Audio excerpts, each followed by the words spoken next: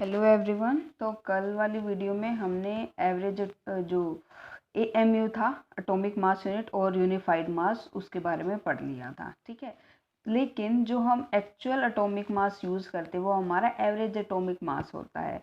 अब हम average atomic mass क्यों यूज़ करते हैं उसका रीज़न अभी आपको पता चलेगा। ठीक है, तो आज का हमारा टॉपिक क्या है? Average atomic mass. Okay, average atomic mass. तो हमें पता है कि बहुत सारे जो एलिमेंट्स है वो आइसोटोप्स की फॉर्म में रहते हैं। ठीक है, ये टॉपिक है। आइसोटोप्स की फॉर्म में वो एग्जिस्ट करते हैं। ठीक है, और आइसोटोप्स क्या होते हैं? वो मतलब वो क्या होते हैं? सेम एलिमेंट के, ठीक है, सेम एलिमेंट होता है लेकिन उनके मास नंबर डिफरेंट होते हैं और एटॉमिक नंबर सेम होता है। तो इसीलिए जो एटॉमिक मास है वही तो हमें चेक करना है यहाँ पे। तो एटॉमिक मास ही डिफरेंट हो गया, एलिमेंट सेम हो गया। ठीक है, तो उसके लिए हमें अलग अलग स्ट्रेटजी निकालनी। जैसे कि हम आइसोटोप्स, अगर मैं हाइड्रोजन की बात करूँ, ठीक है, हाइड्रोजन के 3 आइसोटोप्स होते हैं, प्रोटियम, ड्यूटेरियम, ट्रिटियम। ठीक है, अब इनके जो ऊपर लिखते हैं ये तो पता होगा, ऊपर लिखते हैं वो मास नंबर होते हैं, नीचे लिखते हैं वो एटॉमिक नंबर होते हैं। ठीक है, तो इसका जो एटॉमिक नंबर है, एटॉमिक नंबर वो तो है एक ही, लेकिन जो मास नंबर है वो है 1 2 3, तीन अलग अलग है। ठीक है, तो कौन सा मास इसको चूज़ करें? तो इसी प्रॉब्लम के लिए, मतलब आइसोटोप्स से रिलेटेड प्रॉब्लम्स के लिए क्या किया साइंटिस्ट ने? हमें आइडिया दिया कि एवरेज एटॉमिक मास हम निकाल सकते हैं। ठीक है, तो जो एवरेज एटॉमिक मास है उसको हम ये बोल सकते हैं कि जितने भी हमारे पास आइसोटोप्स है ना, ठीक है, हम क्या करेंगे, जितना भी उनके एटॉमिक मास है उनको, मतलब उनका एवरेज निकालेंगे और फिर उसको यूज़ करेंगे। ठीक है, तो इसके लिए डेफिनेशन अगर एवरेज एटॉमिक मास के लिए आपसे पूछने लग जाए कोई, तो ये बोलोगे the average relative mass, the average relative mass of an atom, mass of an atom of an element as compared to the mass of carbon atom.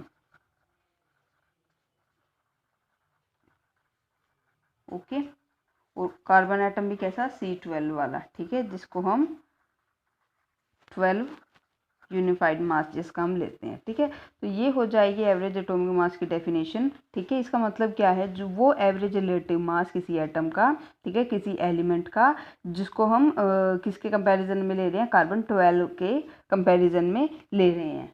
ठीक है, तो एवरेज एटॉमिक मास हमें पता है most of the elements isotopes की form में exist करते हैं।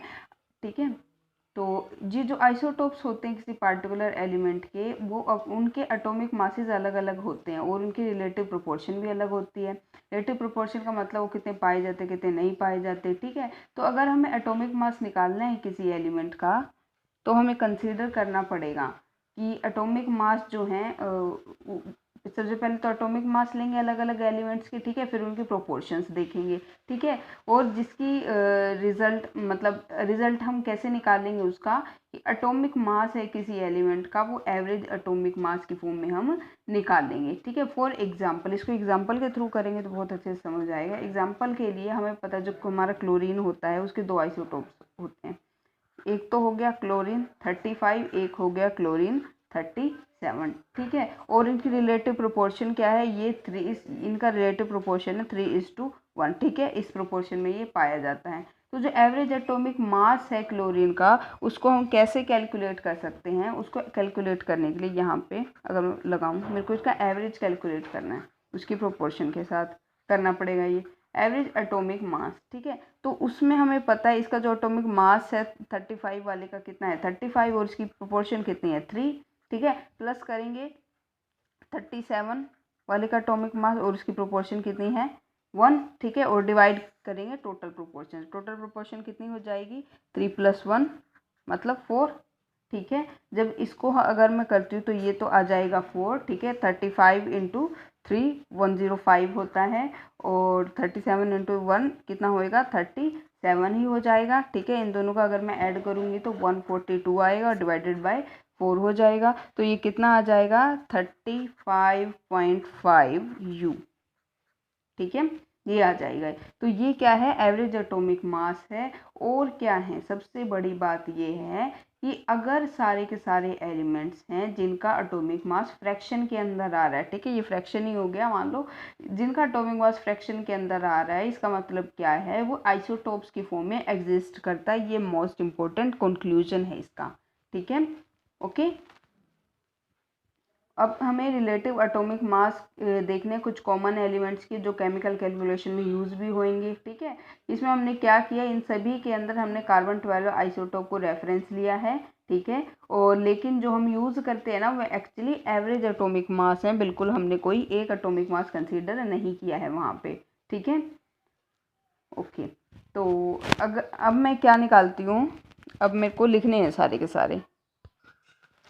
तो अब हमें करनी है atomic masses of some common elements in atomic mass unit और यू, ठीक है। और हमने रेफरेंस लिया है कार्बन 12 को। तो सबसे पहले जो हमारे पास है वो है एल्यूमिनियम, ठीक है। एल्यूमिनियम का सिंबल क्या होता है, एल्यूमिनियम का सिंबल होता है Al, ठीक है। और इसका जो एवरेज एटॉमिक मास होता है वो होता है 27.0, ठीक है। बेरिलियम जो होता है हमारा, उसका जो सिंबल होता है वो होता है Be, और उसका एवरेज एटॉमिक मास होता है 9.01, ठीक है। उसके बाद हमारा जो बोरोन है, बोरोन का जो सिंबल होता है वो होता है B, और इसका जो एवरेज एटॉमिक मास होता है वो 10.8 होता है, ठीक है, सिंपली। फिर है कार्बन, कार्बन का कितना रहेगा, कार्बन का हाँ 12.0 रहेगा, ठीक है। फिर हमारा है कैल्शियम, कैल्शियम का कितना रहता है, कैल्शियम का सिंबल होता है Ca, ठीक है, 40.1 रहता है। फिर है हमारा क्लोरीन, क्लोरीन का जो हमने ये तो हम निकाल के भी देखा है, ठीक है, कितना आया था 35.5, ठीक है, 35.5 आया। उसके नेक्स्ट है हमारा कॉपर, कॉपर का सिंबल क्या होता है Cu, और इसका एवरेज एटॉमिक मास कितना होता है, कॉपर का एवरेज एटॉमिक मास होता है 63.5, ठीक है। फिर है हमारा फ्लोरीन, फ्लोरीन जो होता है F से डिनोट करते हैं, इसका एवरेज एटॉमिक मास होता है 19.0, ओके। फिर आ जाता है हमारा हाइड्रोजन, हाइड्रोजन सिंबल क्या होता है इसका सबको ही पता है, H होता है, ठीक है, और इसका एवरेज एटॉमिक मास होता है 1.008, ठीक है। फिर आता है हमारा हीलियम, हीलियम का जो एटॉमिक मास होता है वो होता है 4.0, ठीक है। आयरन है, Fe से डिनोट करते हैं, इसका एवरेज एटॉमिक मास होता है 55.8, ओके। फिर आ जाता है हमारा क्या है इसके बाद लिथियम, लिथियम का होता है 6.94। फिर आ जाता है नियोन, नियोन का सिंबल क्या होता है, नियोन का सिंबल होता है Ne, और इसका एवरेज एटॉमिक मास होता है 20.2, ओके। फिर आ जाता है हमारा ऑक्सीजन, ऑक्सीजन का जो एटॉमिक मास होता है वो तो 16.0। फिर आ जाता है हमारा पोटेशियम, पोटेशियम का जो एटॉमिक मास होता है वो होता है K से डिनोट करेंगे हम इसको, ओके। और इसका जो एटॉमिक मास होता है वो 39.1 होता है, ठीक है। तो इसका एवरेज एटॉमिक मास लिखेंगे हम 39.1। फिर आ जाता है हमारे पास सल्फर, सल्फर का जो सिंबल होता है वो क्या होता है S32.1 होता है इसका, ठीक है। जिंक होता है Zn, ओके, और इसका मास होता है 65.4 होता है, ठीक है। अब एक बहुत इंपॉर्टेंट बात है कि जो कैलकुलेशंस जो होते हैं, जो हम न्यूमेरिकल्स वगैरह करते हैं ना, तो हम जो मोस्ट ऑफ द एलिमेंट्स के जो वैल्यू लेते हैं ना एटॉमिक मास की, तो हम वो आगे आगे वाली वैल्यू ले लेते हैं। जैसे कार्बन के लिए सीधा 12 ले लेंगे, ठीक है।